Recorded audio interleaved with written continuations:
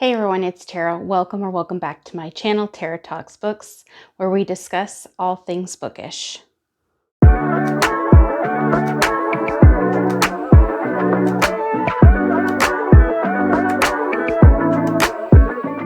So today I'm doing the mid-year book freakout tag for 2023. I actually did one last year and I'll link that one in the cards above. So check that one out if you'd like to. Prompt number 1 is best book you've read so far in 2023.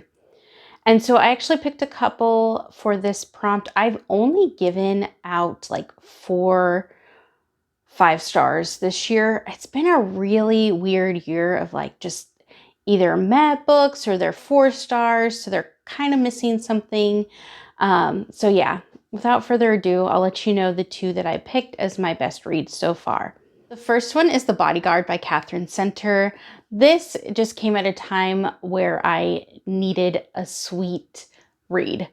So this one is about Hannah, who is a bodyguard, and so her company is hired to help Jack. He is like a superstar or a movie star, and he is going back to his small hometown and on a Texas ranch. And so like the company goes out and tries to protect him because he has a stalker, but he doesn't want his family to know because his mom is sick and he doesn't want to stress her out any more than he has to. So they end up fake dating. And of course, with fake dating comes real feelings.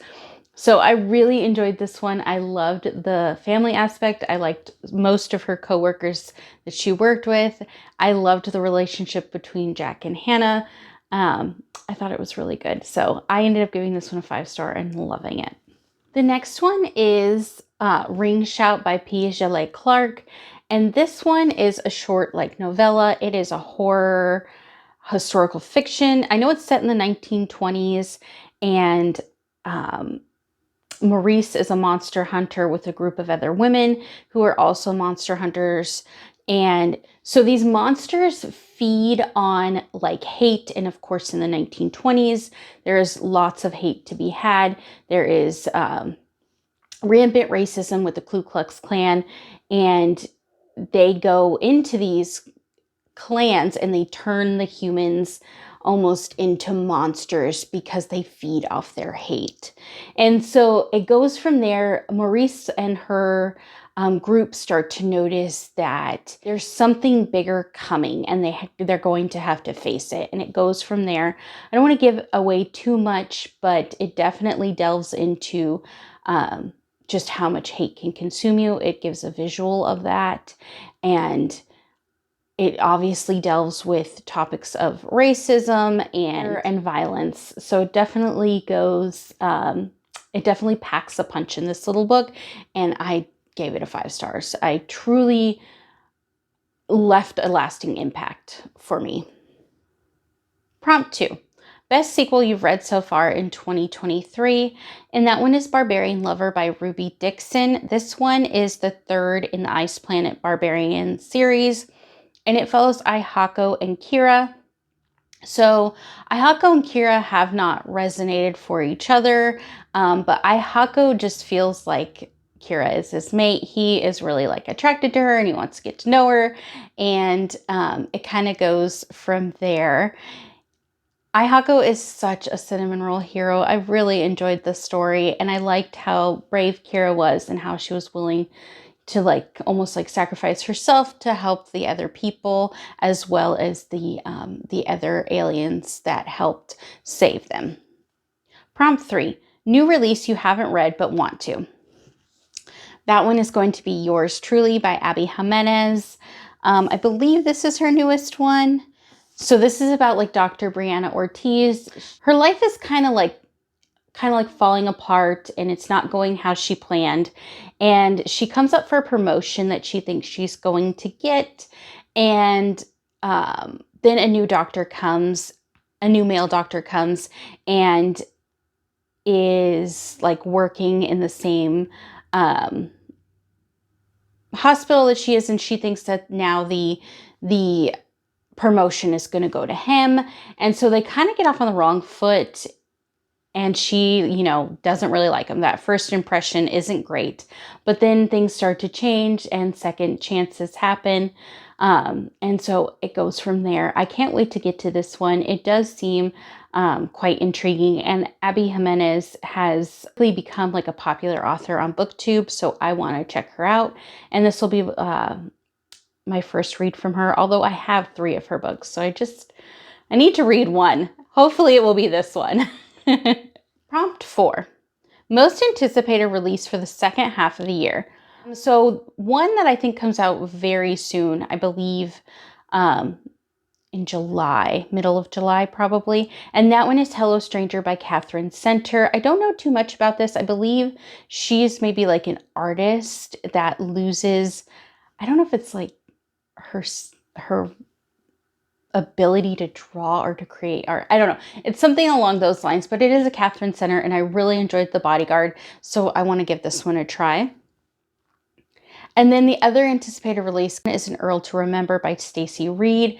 This is kind of like a retelling or reimagining of Overboard the movie with like Goldie Hawn. So if you've seen that one, I believe this is kind of going to be like a twist on that.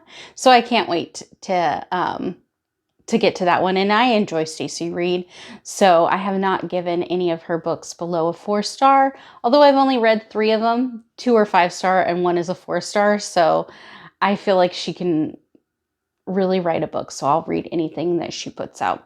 Prompt 5, biggest disappointment. So that one is going to be The Cartographers by Pung Shepherd.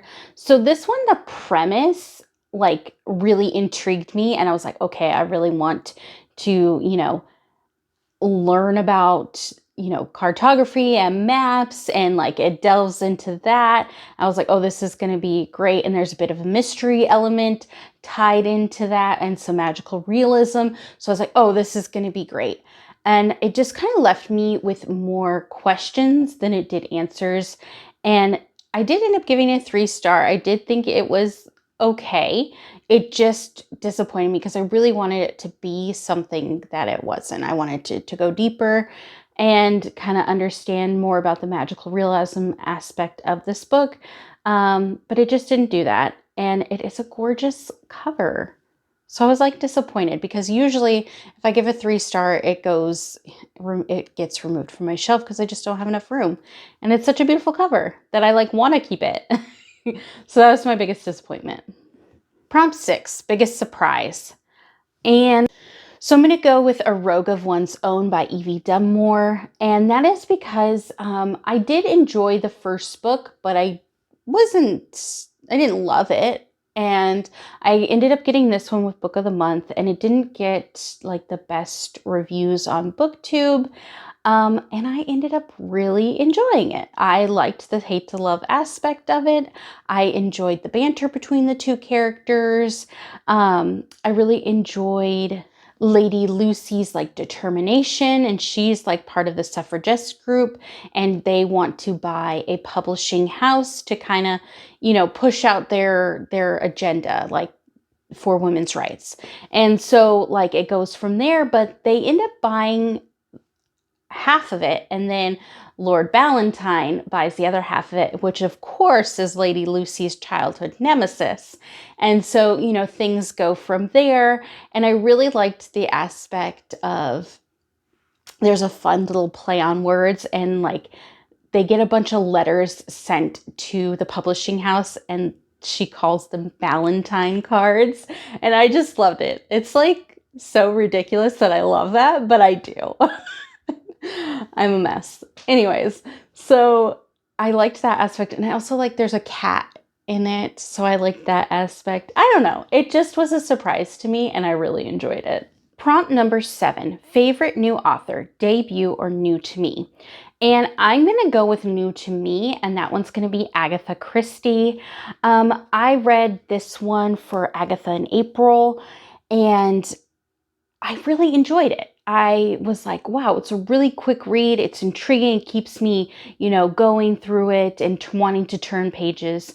So I really enjoyed that aspect of it. So I ended up reading another 2. I ended up reading The ABC Murders by Agatha Christie and enjoying that one.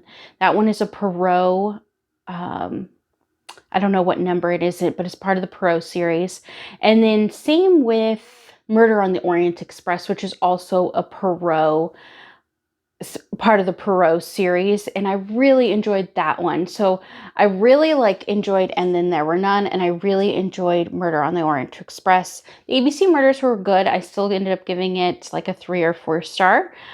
So yeah, she's kind of like a favorite new to me author, and kind of surprising that it was not a romance author, but I really have enjoyed Agatha Christie's writing, and I've read 3 of her books so far this year and was not expecting that.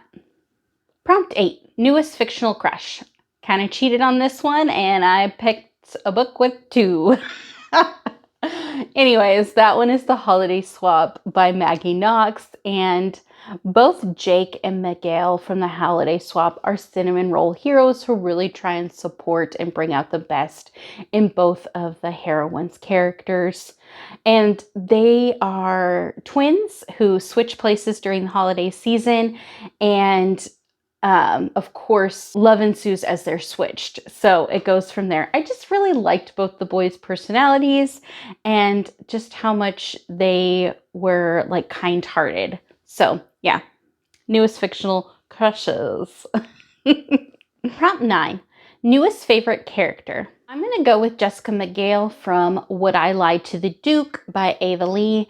So she's just she's strong and she's smart and she's witty. And so I really enjoyed her character. She's willing to support her family any way that she can. And she's really just able to kind of match the Duke in this book. And I really enjoyed that aspect of it. It was definitely a really good historical romance. Definitely check it out if you haven't already. So anyways, it's about Jessica McGale. And her family business is in desperate need of support. Something has happened and they need funding to keep it going. Anyway, she goes to London and she meets the Duke of Rothbury. He holds a business bazaar that she tries to become a part of, and she has to disguise herself as Lady Whitfield. And so she does that, and she starts to grow feelings for him, and so things kind of go from there. I did love this one. It was very good. Prompt number 10, book that made you cry. So for that one, I'm going to go with Fighting Words by Kimberly Brubaker Bradley. So this is a story about Della, and Della is 10 years old, so it's a middle grade, and there's her and her older sister one night have to run from her mother's boyfriend who they've been living with while their mother is in prison. And they've obviously been through quite a bit together. And then there's this event that happens and gets them to run, which ultimately leaves them in foster care. And so it goes from there. I did really enjoy this book for what it was. It is sad. It has a lot of trauma. There are lots of trigger warnings in this one. I definitely advise looking those up before you read it. It definitely made me cry. There are some things that occur in it that are just very sad. I did like the aspect that it goes into, the foster care system and things like that briefly in the eyes of a 10-year-old. So I liked that it followed through the eyes of a 10-year-old. The idea that Della might have to be stronger for her sister Suki. And it is just, like I said, a beautiful read that more people should read. But heartbreaking at times too. 11, book that made you happy. So I'm going to go with a recent read for that one, and that is The Wolf and the Wildflower by Stacy Reed. I really enjoyed this one. It just made me happy that the 2 characters, one who has had to survive for years alone, and the other one who really has kind of had to survive for years on their own as well, come together and, create this beautiful relationship together. It just made me happy. I thought it was very well done. I did enjoy it. I ended up giving it a 4 star. Prompt 12, most beautiful book you've bought so far this year or received.